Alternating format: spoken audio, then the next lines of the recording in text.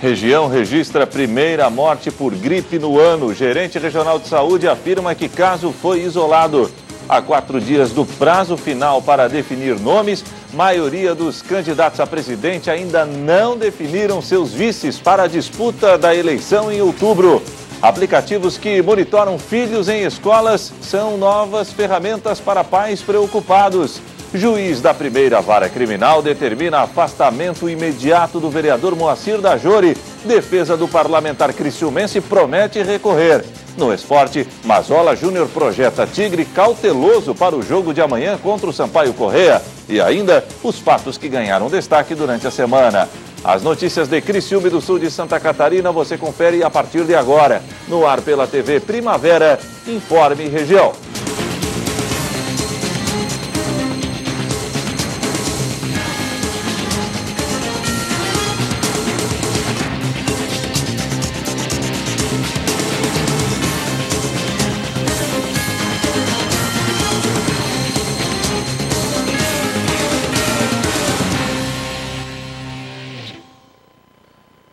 Hoje, sexta-feira, dia 3 de agosto de 2018, para você que sintoniza a tela da TV Primavera, uma boa noite.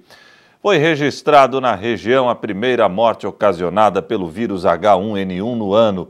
Apesar do susto e do clima de tensão gerado à população, o gerente regional de saúde garante que o caso foi isolado e que não há motivos para preocupações.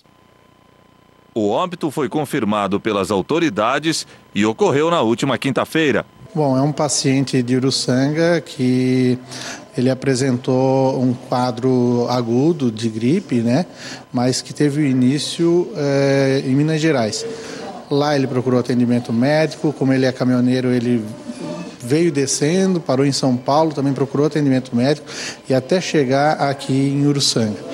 Foi ao hospital e do hospital posteriormente foi encaminhado à UTI de um hospital aqui de Criciúma, né? E o quadro já estava bem grave, né? E ele ficou 20 dias internado, constatado realmente que era H1N1 e ele veio a óbito nessa semana. Apesar da gravidade do caso, o gerente regional de saúde disse que não há motivos para preocupações. Foi um caso isolado, até porque a meta do Ministério da Saúde era a gente vacinar 90%. Dos 400 mil habitantes da nossa região, a gente vacinou 115 mil, estamos dentro do esperado. O que acontece? Dos 34 casos que foram confirmados na nossa região de H1N1 e H3N2, 90% deles tinham direito à vacinação e não se vacinaram. Então são pessoas que poderiam ter sido vacinadas e não fizeram. Assim como esse paciente, um rapaz novo de 44 anos, fazia parte do grupo de comorbidades, de doenças que teriam direito à vacina e não fez, infelizmente. O gerente regional de saúde, apesar de lamentar a morte, garante que todas as medidas foram tomadas para que novos casos não voltem a serem registrados. Primeiro, tudo que era possível fazer a gente fez. Informamos que existia um vírus no Brasil, que ele estava circulando no nosso estado e na nossa região. Colocamos a campanha na rua, capacitamos todos os profissionais dos municípios e fizemos a vacinação. Essa parte toda ela foi cumprida. As metas foram atingidas e a região vacinada. Porém, apesar de confirmar que a situação está sob controle, a autoridade relembrou a comunidade de ações simples, mas que podem evitar o vírus e, por consequência, salvar vidas. Tem que manter agora as práticas de higiene. É um vírus que ele é transmitido através do ar, pela secreção nasal, pelo espirro, pela tosse, pelo contato, pelo manuseio. Então que a população faça a higiene básica, lavar as mãos, usar sempre álcool gel, a etiqueta do tossir, do espirrar, né? E todo mundo, é lógico, principalmente em ambientes fechados, manter uma circulação de ar, mas pode ficar tranquila a população. Há 4 dias do prazo final para definir nomes, a maioria dos candidatos a presidente ainda não definiram seus vices para a disputa da eleição em outubro. Os partidos só têm até domingo para realizar as convenções nacionais. Por outro lado, o eleitor já está pronto para exercer o seu direito do voto. O Tribunal Superior Eleitoral traçou um perfil do eleitorado brasileiro neste ano. Os dados foram divulgados pelo presidente do tribunal, ministro Luiz Fux. Ele também inaugurou o Centro de Divulgações das Eleições. Em outubro, serão 147 milhões de pessoas, ou 70% da população brasileira, aptas a expressar no voto quem atende aos seus anseios. Serão 4,5 milhões a mais do que em 2014. No exterior, também houve aumento do eleitorado. Passou de 354 mil eleitores em 2014 para 500 mil em 2018, um crescimento de 41,37%. São Paulo ainda é o maior colégio eleitoral, com mais de 9 milhões de pessoas. O menor colégio é em Serra da Saudade, em Minas Gerais. No país, as mulheres são mais de 52% do eleitorado. A mulher ela tem um papel muito importante na sociedade e ela deve sim estar na frente para mostrar seus direitos. Tem que ter uma representação, sim, com certeza ela merece ser representada. Antes dos 18 anos e depois dos 70, o voto é facultativo.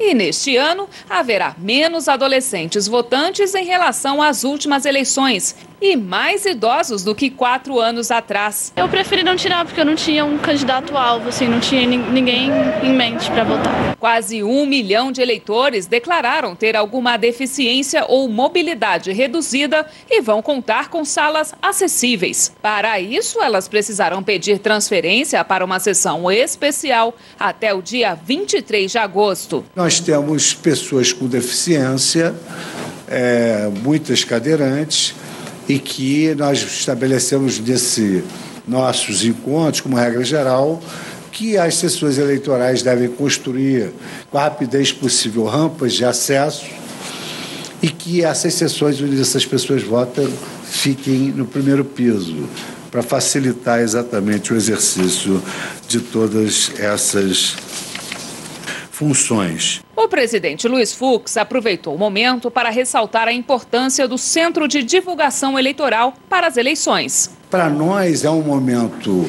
extremamente realizador esse de criar um espaço para os jornalistas consultarem sites de estatísticas, são números importantes, porque é uma diminuta retribuição ao trabalho que o jornalismo conseguiu me ajudar nesse período de curto mandato. Os eleitores já estão preparados. Agora faltam os candidatos. É que a maioria dos presidenciáveis ainda não escolheu quem serão seus vices. Fato que é considerado inédito por especialistas. E o prazo já está acabando. Os partidos têm só até este domingo, dia 5, para realizar as convenções nacionais, onde serão definidos os candidatos, as alianças com outras legendas ou até mesmo a neutralidade na disputa eleitoral. O prazo para registro no Tribunal Superior Eleitoral das chapas definidas até domingo é o próximo dia 15. Entre as dificuldades em firmar alianças estão a indefinição do cenário eleitoral, o receio de exposição ao lado de políticos envolvidos em escândalos e porque muitos não querem abrir mão de uma possível reeleição como deputado ou senador em troca de uma campanha incerta. Além disso, um dos motivos também para essa demora é a situação da candidatura do ex-presidente Lula, que até o momento é pré-candidato do Partido dos Trabalhadores. 7 partidos já confirmaram a candidatura de seus candidatos a presidente. Até esta quarta-feira, apenas 3 chapas estavam completas. O PSOL, com Guilherme Boulos como presidente e Sônia Guajajara como vice, o PSTU, com Vera Lúcia presidente e Hertes Dias como vice, e o Democracia Cristã, com José Maria Emael como presidente e Pastor Elvio Costa como vice. Geraldo Alckmin, do PSDB, Lula, do PT, Marina Silva, da Rede e Álvaro Dias, do Podemos, ainda se encontram numa condição de pré-candidatos, aguardando oficialização das candidaturas nas convenções do final de semana. Paulo Rabelo, do PSC, desistiu de disputar a presidente para ser vice de Álvaro Dias. O Partido Novo, segundo a assessoria da legenda, vai oficializar a chapa com o candidato a presidente e vice durante sua convenção nacional neste sábado. O encontro deve definir o nome de João Amoedo à frente da chapa, com Christian Lobauer como vice. Só para complementar, o PSDB hoje firmou parceria com o Partido Progressista. e a vice de Geraldo Alckmin na chapa presidencial encabeçada pelo PSDB será a senadora gaúcha Ana Amélia Lemos, do Partido Progressista. A seguir, juiz da primeira vara criminal determina afastamento imediato do vereador Moacir Dajori. Defesa do parlamentar promete recorrer.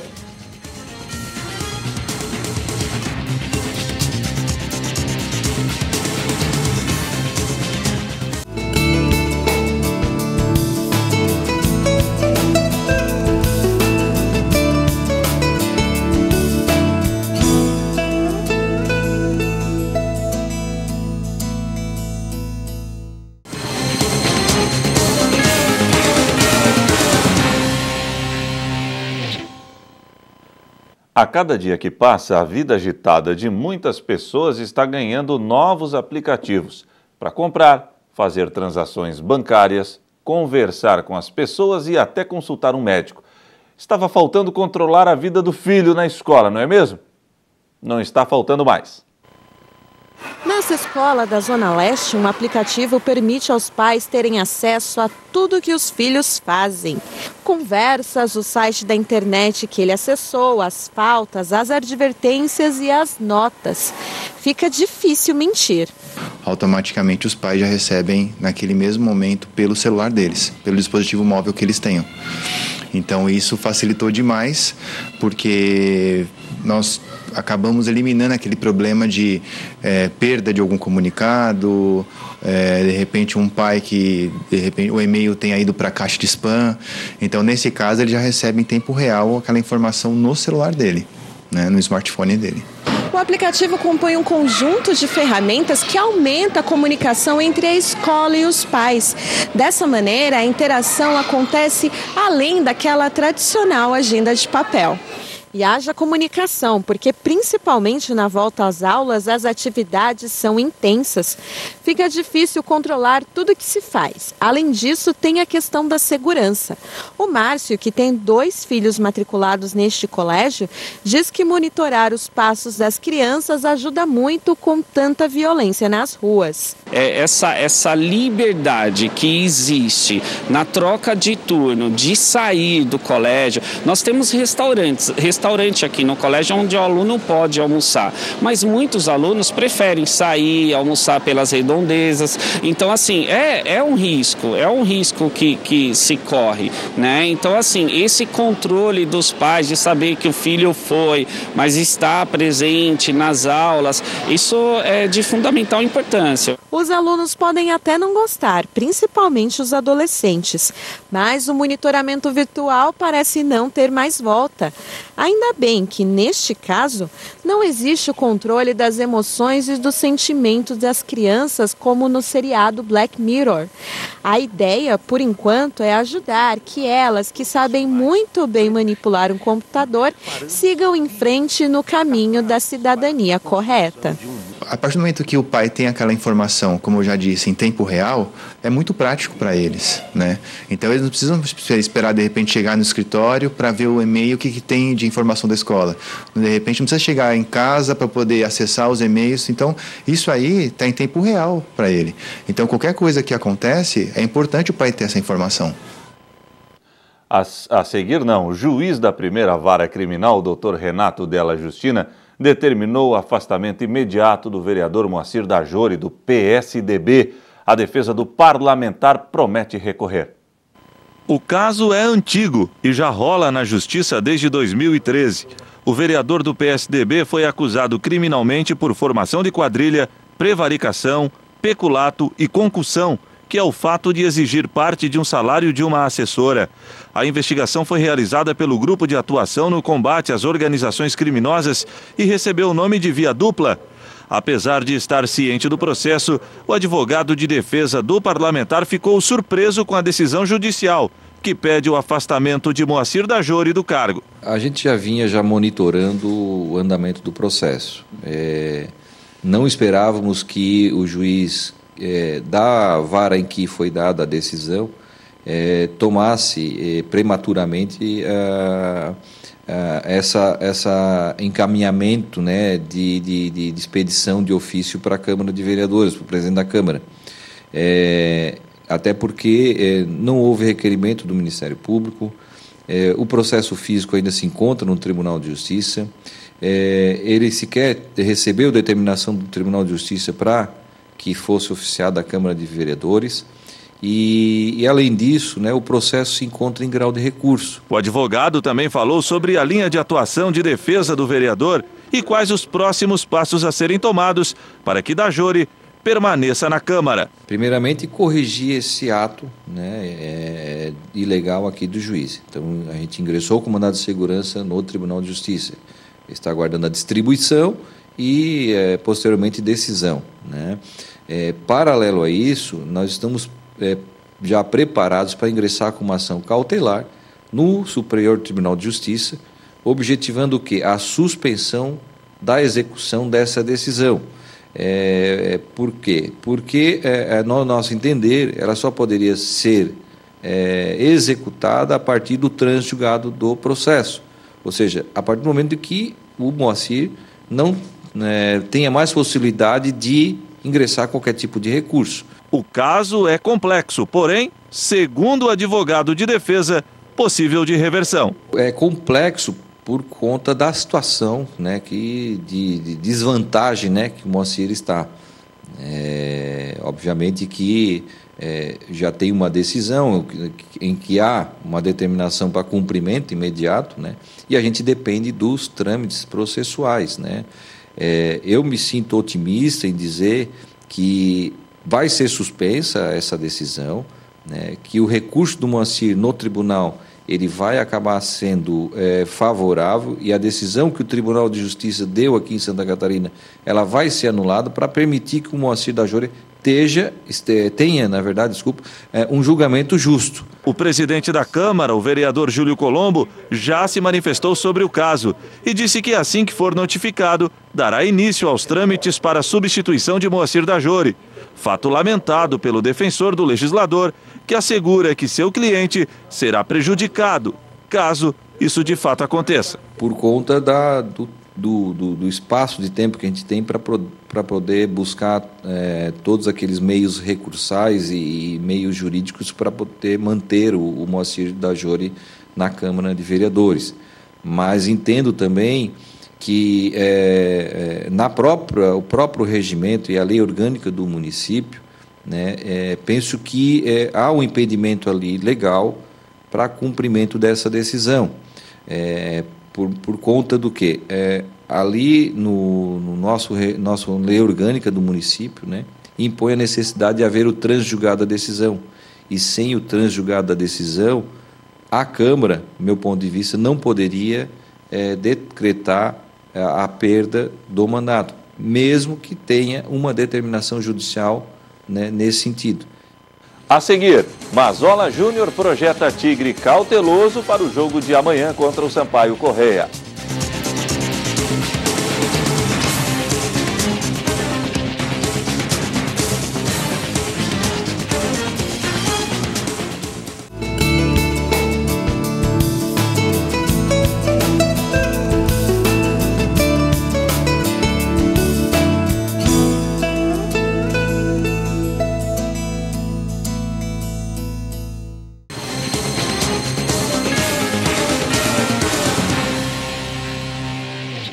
Agora o esporte. Amanhã em São Luís, capital do Maranhão, o Criciúma tentará mais um bom resultado na Série B. O Carvoeiro quer terminar o turno da competição fora da zona do rebaixamento, já que o técnico Mazola Júnior projeta uma segunda etapa de torneio bem mais complicada.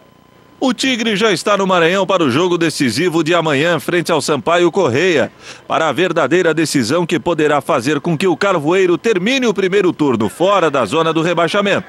O comandante Carvoeiro quer aproveitar a boa fase da equipe, até porque, segundo o chefe do departamento de futebol tricolor, o segundo turno vai ser ainda mais difícil. Ainda mais para nós, que não tivemos condições de fazer grandes mudanças no plantel, Todas as outras equipes que estão lá em cima fizeram grandes contratações, investiram muito forte e nós não tivemos essa possibilidade.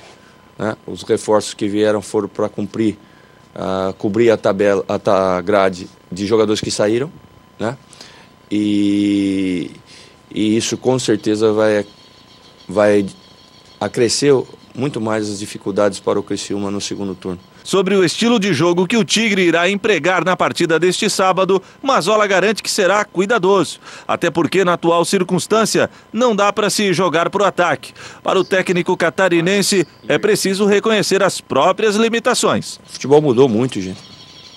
Mudou muito o futebol brasileiro. O futebol mundial mudou. E essa palavra retranca, retranqueiro, jogar atrás. Você assistiu a Copa do Brasil ontem? Tá tudo dito, né? Por que o Flamengo propõe o jogo? É muita qualidade na frente, né? Muita velocidade, muita qualidade na frente. Nós, na grande maioria dos times da Série B, não temos. Então, por causa disso que eu falo, e tá aí, a prova tá aí. A Série B é um campeonato de defesa. De defesa e velocidade. E nós não podemos querer achar que nós vamos inventar a bola. E para uma nova vitória, será preciso resolver velhos problemas. Assim será montado o tricolor para o duelo no Nordeste. Nós temos os mesmos problemas que tivemos no jogo com o CRB. O desenho tático, eu não acredito que vai alterar muito lá, até pela característica dos jogadores que o Sampaio tem. O desenho tático do Sampaio é muito parecido com o desenho tático do CRB. E nós devemos ter o mesmo posicionamento que tivemos em Maceió, devemos tê-lo também em São Luís. Em relação à definição da equipe, eu vou definir hoje após o trabalho tático que vai ser feito aqui, mas muito provavelmente a zaga será Nino e Liel, e o Luiz deve retornar. E assim vai o Tigre para o compromisso. A missão é terminar bem o turno e trazer de volta a tranquilidade para as bandas do Heriberto Wilson. Quem sabe com o reggae para embalar a vitória e a retomada da boa fase. É importante, o último jogo da rodada é o nosso, né? Sábado, 9 horas da noite. Hein? Embalos de sábado à noite em São Luís, hein? Um reggaezinho, né? Um reggae pro meio, né? Saindo do G4 do Z4. Não é? Vamos lá. Vamos lá, é importante sim, nós sabemos que temos a grande chance de alcançar, se escapou a primeira meta, de alcançar a segunda meta da competição. E quem sabe um resultado positivo lá possa nos alavancar para um começo de retorno dificílimo.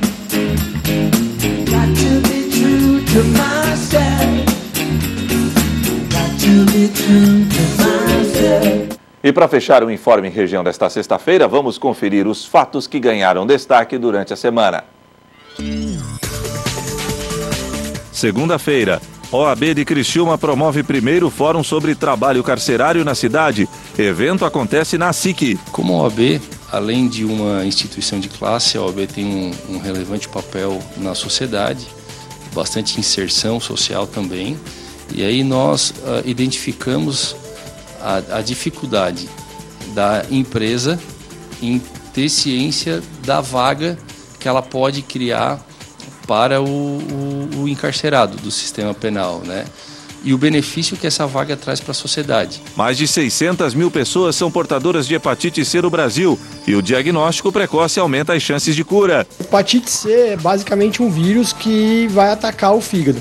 A pessoa pode descobrir a doença de duas maneiras. Do pior jeito, que seria quando a doença já está tendo complicação, por exemplo, quando tem cirrose, onde o paciente acaba tendo água na barriga, fica desnutrido, acaba vomitando sangue, ou do melhor jeito, que é através de exames preventivos, né? Terça-feira, comissão organizadora iniciou montagem da estrutura da 8ª edição da Agroponte. Nós estamos construindo aqui 10 mil metros na parte externa de pavilhões. Não é só erguer o pavilhão, é montar toda a infraestrutura interna dos pavilhões.